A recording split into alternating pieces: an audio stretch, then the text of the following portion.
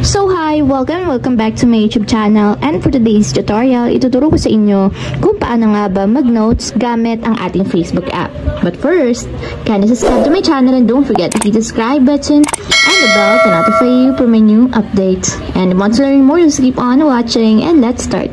So yan guys, for today's video, i-open lang natin ang ating Facebook app or yung ating Facebook account. So make sure guys na updated yung Facebook na gagamitin natin. And then, pagka-open guys, mula dito sa newsfeed ng ating Facebook account, itap nyo lang yung add button or plus button na nandito sa upper right corner. And then, after nyan guys, may magpa-pop up na option. So, piliin nyo lang dito yung note. So, tap lang natin yung note. And dito guys, pwede na kayong maglagay ng notes na gusto nyong i-post dito sa inyong Facebook. So, for example, is hi. And pwede nyo din siyang lagyan ng music. So, tap nyo lang yung music button. And pili lang kayo guys ng music na gusto nyo. Tap nyo lang.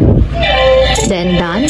So, ayan guys, nandito na yung music. So, share na natin para mag-appear na siya sa ating Facebook. And take note nga pala guys, once na nag-note kayo dito sa inyong Facebook, mag-a-appear din yan sa inyong Messenger app kung meron kayong Messenger app. And check natin guys dito sa profile. And ayan, kung makikita nyo, nakapost na yung aking notes dito sa aking Facebook profile.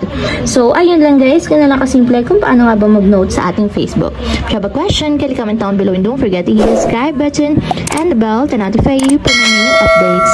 And thank you for watching!